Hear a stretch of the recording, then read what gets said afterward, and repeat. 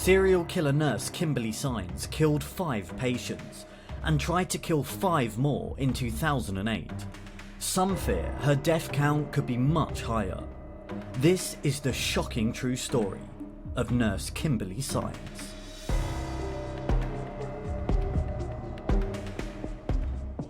It's spring 2008, on a scorching hot day in Lufkin, Texas. 33-year-old nurse Kimberly Clark Saenz, also known as Kimberly Clark Fowler, sits nervously in an air-conditioned room inside the Lufkin DeVita Dialysis Clinic. DeVita clinics provide kidney dialysis services throughout the United States and have over 2,800 clinics serving over 200,000 patients. The company describes themselves as making strides to transform kidney care. Nurse Saenz has applied for a job to join the clinic as a licensed nurse, having earned her vocational nursing license at Angelina College a few years earlier. She is being interviewed by the recruitment team and it's going well. The clinic are happy to have found Nurse Saenz. The work hours for a vocational nurse are long and the pay is low, at a starting salary of $45,000 a year, and so the role is not the most attractive. At the time of making this video, DeVita have over 1,600 nurse vacancies across their clinics. The interview comes to an end, and the recruitment team stand up and shake Nurse Saenz' hand as they offer her the job. Nurse Saenz is delighted, and somewhat surprised, for reasons that will become evident shortly. She collects her belongings, thanks them for their time, and smiles as she walks down the corridor and out of the glass doors of the clinic into the Texas heat. However, behind Nurse Saenz' smile, there lies a more complicated and checkered past.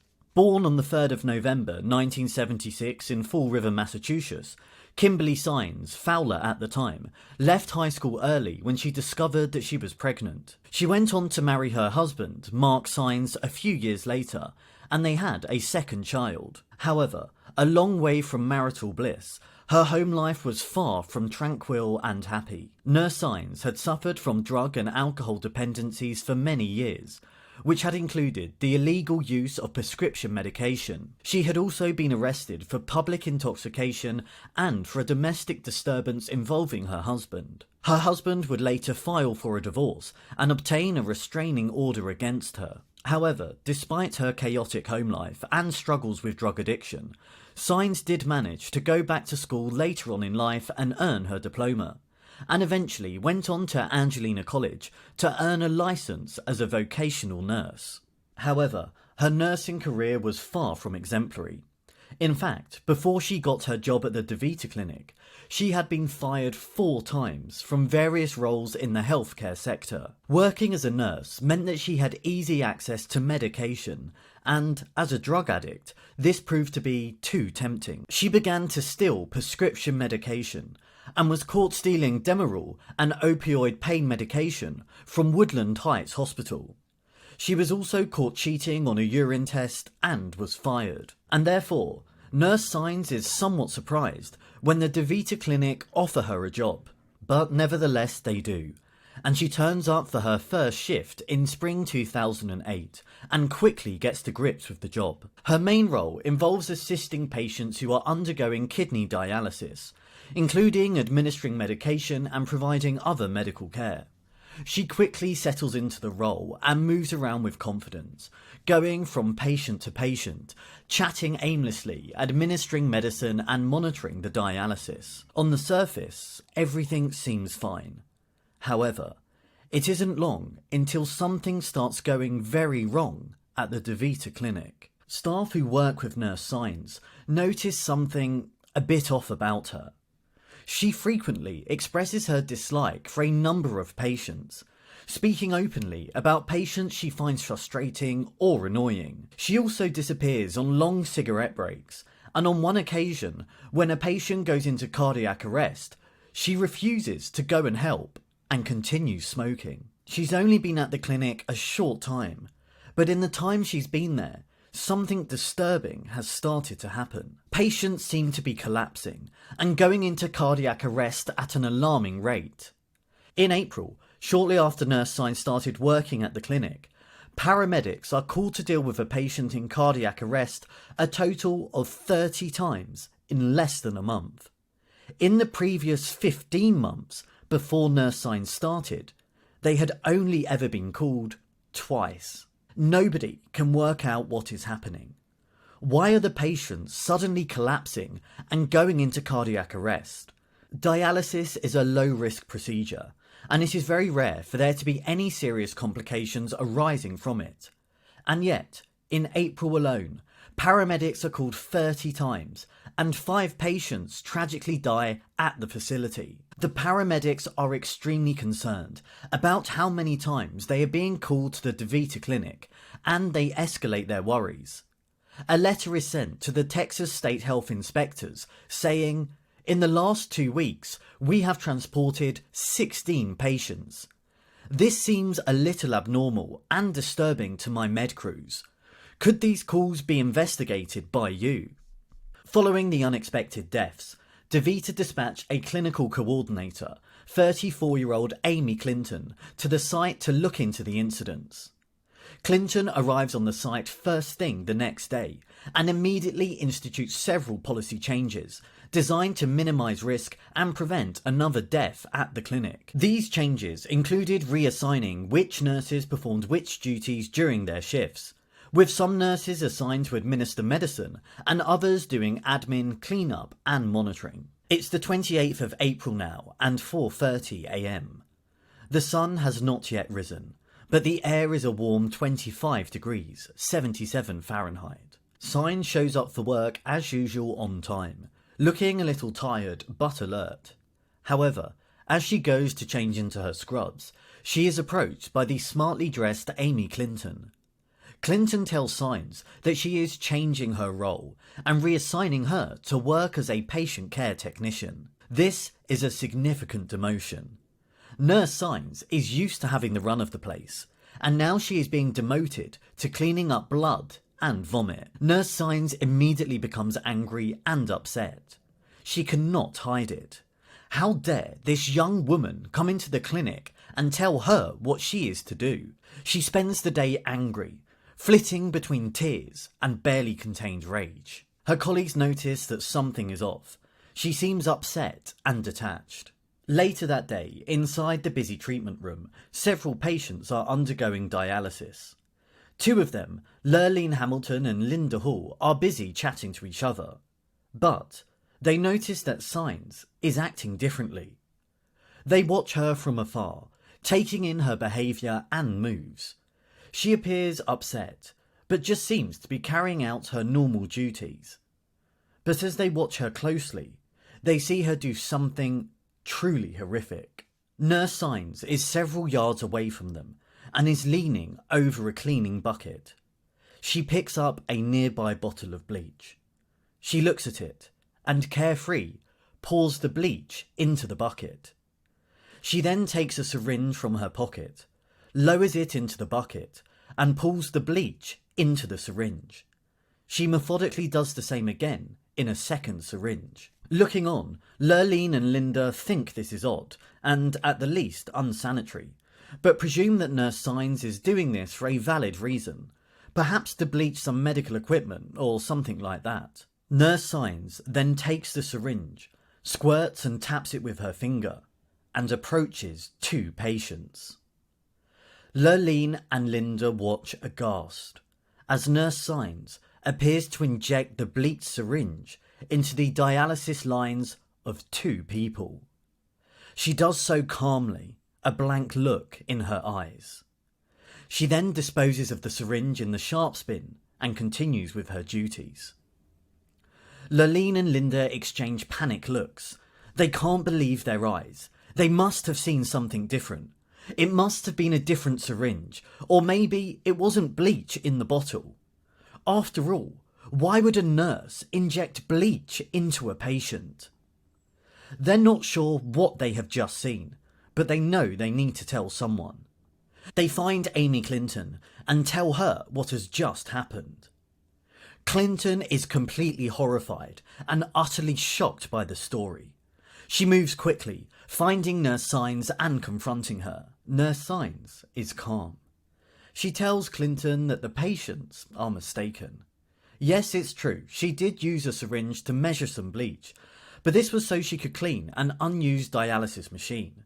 She only used a syringe because she wanted to measure the bleach specifically, to make sure she was being precise and following company procedure. She'd looked and there were no small measuring cups available, so a syringe was the next best thing. But she never injected a patient with bleach. She laughs at the thought. Why would she do that? Clinton, however, is not convinced. She sends Nurse Saenz home, shuts down the clinic, and calls in the police. Nurse Saenz storms out furious to her car. As she drives home, she becomes further enraged and begins to spiral into a breakdown. The following day, the clinic is now closed and has transformed into a crime scene. Police sweep the site and gather up the syringes and buckets that Nurse Saenz had been using. All of the staff at the clinic are called to a meeting to explain what is happening. When Nurse Saenz fails to show up, one of her colleagues messages her to ask her where she is. Saenz replies that she is at her daughter's field day and cannot make it. Her colleague is worried that she will lose her job if she doesn't show up. After the meeting, he goes to Nurse Saenz' house. He is shocked at what he sees. She is uncharacteristically unkempt, hysterical, and acting like she doesn't recognise him. She is pacing up and down, crying and shouting, "I didn't kill them." Her colleague is shocked by this, as there haven't been any allegations of murder or any allegations made against her. She seems to have descended into madness and despair, acting like she has lost everything in the world. Miles away in the forensic lab, the technicians test the syringes and buckets that the two patients saw Nurse Saenz use, and they all test positive for bleach. The patients are telling the truth. They locate other syringes that Nurse Saenz had used in the last few days at the clinic. They are shocked as they again test positive for bleach. Nurse Saenz is fired the following day and her nursing licence is suspended. It is now where a criminal investigation begins. But what are the police dealing with? An incompetent nurse or a psychopathic serial killer? The Centre for Disease Control and Prevention launched an investigation, which reveals that Nurse Saenz was present at every incident in April at which someone died. With mounting evidence against her, police search her house and find something disturbing on Nurse Saenz' hard drive. Immediately following the first two deaths, Saenz had done an internet search for bleach poisoning and asked whether or not bleach could be detected in dialysis lines. The police now have enough evidence, and on the 30th of May 2008, she is arrested and charged at first with 2 counts of aggravated assault. She cries and protests her innocence as she is led from her house and into the back of a police car. At the police interview, she consistently and continually denies any involvement in the patient's death. Here is some actual footage of her interview. And I guess my patients, they come here and they want to be dialyzed and they want to get out, and I don't know what's going on here. And it's just scary. And if I'm doing something wrong, I want to know that I'm doing something wrong because I don't want to kill somebody. We're all trying to figure out, why there's been this sudden spike in events, over the past month or so. Do you have any theories or any ideas what's causing all this? Well, I know I'm new. I've only been here 8 months. But I just wonder about the blood pressures, when they come in and they're really high. It's just scary. I didn't know dialysis was going to be like this. The first few weeks, it seemed to go okay. You might have a bleed or two, but having triage every day is just, when I keep going over and over my head, my books, and trying to figure out what have I done wrong.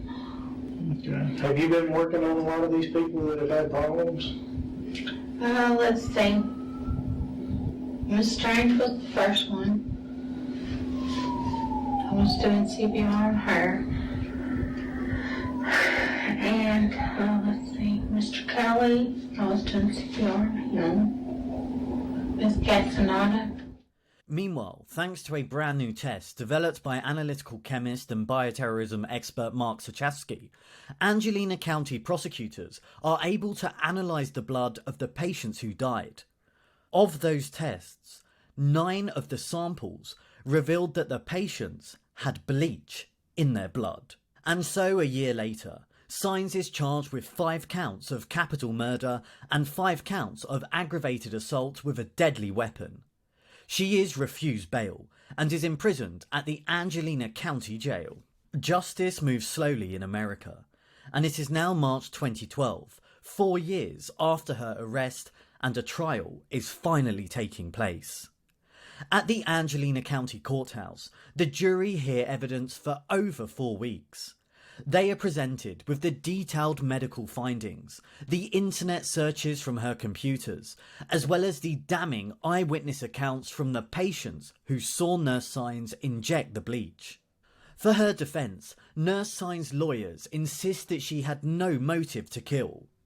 They say, Kimberly Saenz is a good nurse, a compassionate, caring individual who assisted her patients and was well liked. They argue that Nurse Saenz is being targeted by the clinic's owner for faulty procedures at the facility.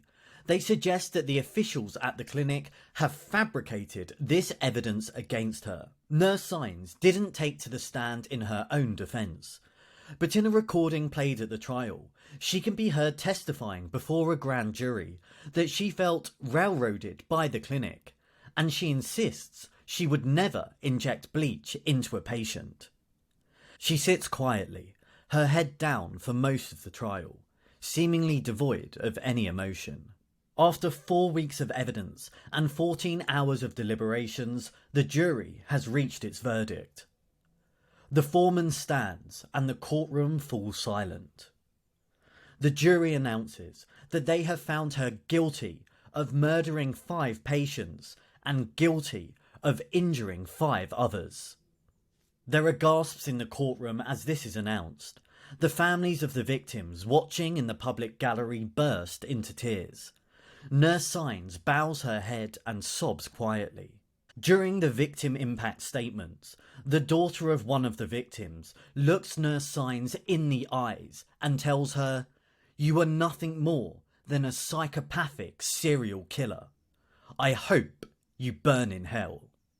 For her sentence, prosecutors seek the death penalty, but on April 2nd, 2012, Saenz is sentenced to 5 concurrent terms of life imprisonment without the possibility of parole for the 5 murders, plus 3 consecutive 20-year sentences for aggravated assault. As she leaves the courtroom, in front of the gathered press and media, she cries. She is sent to spend the rest of her life in prison, and is currently at the Mountain View unit in Gatesville, Texas. The prosecutor, Clyde Harrington, believes that there are more victims than just the 10 indicted cases. He says that the statistics connect Saenz to other adverse health events and deaths of patients.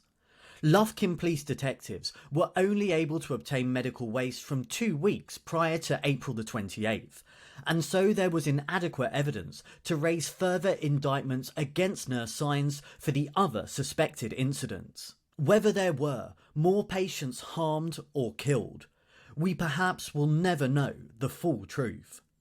Nurse Saenz defence team have tried several times to appeal her case, all of which have been unsuccessful. In an incredible development to the story, Nurse Saenz gave a television interview to Piers Morgan. During this interview, she maintained her innocence, saying that she drew the bleach simply to clean equipment. She says that the eyewitnesses were nearly blind and could barely see. She breaks down and storms out of the interview when Piers Morgan confronts her with her crimes. With at least 5 victims, and possibly even more, Nurse Saenz is one of the most prolific female serial killers in American history. One of the key questions coming from this case is why? Why did she kill her patients? We will likely never know the answer, as she maintains her innocence and will continue to try to appeal her verdicts. What we do know, however, is that Nurse Saenz was a troubled and complicated person, battling addictions with drugs and alcohol and living an unhappy home life. Under the surface, behind her smile, she didn't appear to care about her patients and spoke openly about disliking them, and so perhaps her motive was simply anger and malice. A sad woman, taking out her inner turmoil on the one thing she could control. The most vulnerable and innocent people she could find. Those who trusted her as a nurse, and those who put their lives in her hands.